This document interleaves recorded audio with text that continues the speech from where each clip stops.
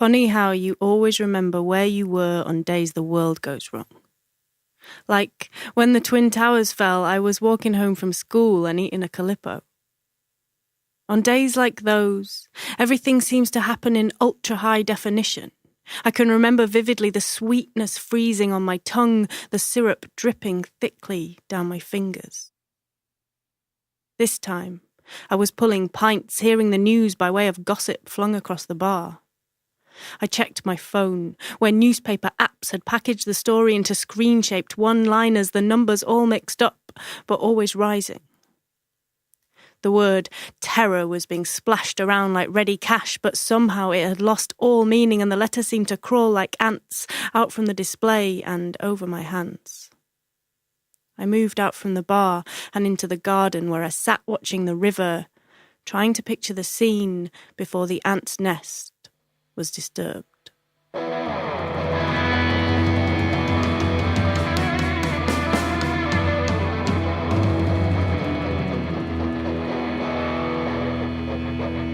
A concert hall, waiting, all decked out in red velvet and polished brass. Floors swept and chewing gum removed from underneath the seats. The silence is broken by thick slices of electric guitar. Levels being checked through great black stacks lining the walls. Backstage, vocal cords are warmed and fingers limbered up. Jokes are cracked like eggs on the dressing room floor.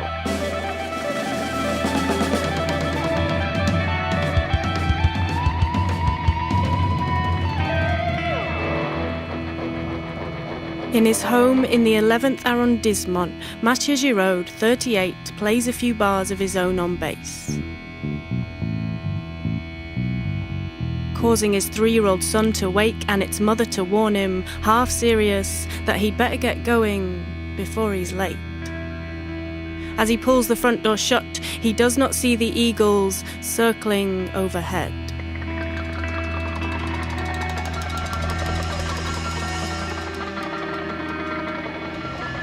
In other parts of town, carpenters, surfers and lawyers change into blue jeans, line their stomachs with chips and mayonnaise, telephone friends, open bottles of Pinot Noir. Graphic designers pack up their pencils and try to leave work on time. A grandmother, mother and son bundle each other in Spanish onto the bus. An eagle surveys the scene from its perch atop the bus stop.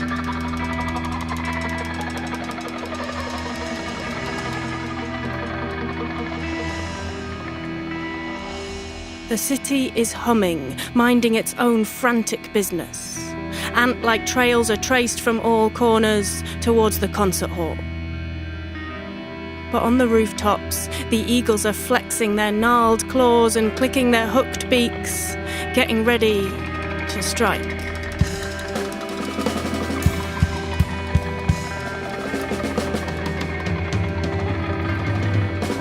Lola Uzunian, 17, Franco-Armenian, is choosing between 2 t-shirts laid out side by side on her bed. She has the radio on loud so she does not hear the eagles calling out into the night. Lola was born on the bridge between East and West in a cradle of division. But there were eagles nesting under the bridge, and when she went west, they never forgave her. Lola is excited for her first gig, a night out with Dad. At exactly her age, for me, it was my elder brother and the Manic Street Preachers at Leeds Metropolitan. The same year, I marched through London with a placard that read, "Not in my name." I can remember painting on the letters myself in thick red ink outlined in black. On the coach trip down, my brother told me some quotes by Einstein and Aldous Huxley, and I wrote them on the covers of my school books, but I never looked up at the sky.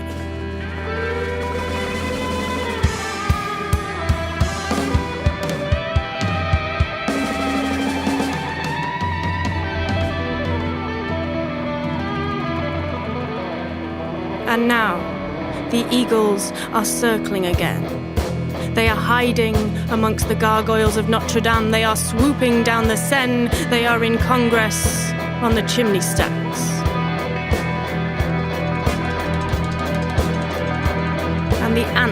are scribbling through the streets, and the river is flowing past the pub, and the syrup is dripping through my fingers, and letters spell names in thick red ink, and Lola is choosing the wrong t-shirt, and the eagles dive out from under the bridge, and my brother is saying 1,000 new words, and the newspapers fight over who thought it first.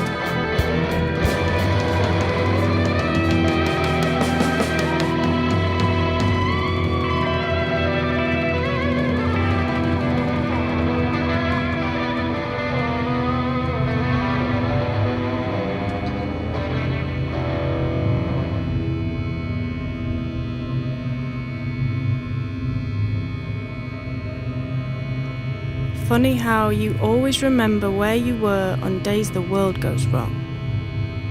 That day, I sat in the empty beer garden watching the street lights shimmer on the surface of the sheaf.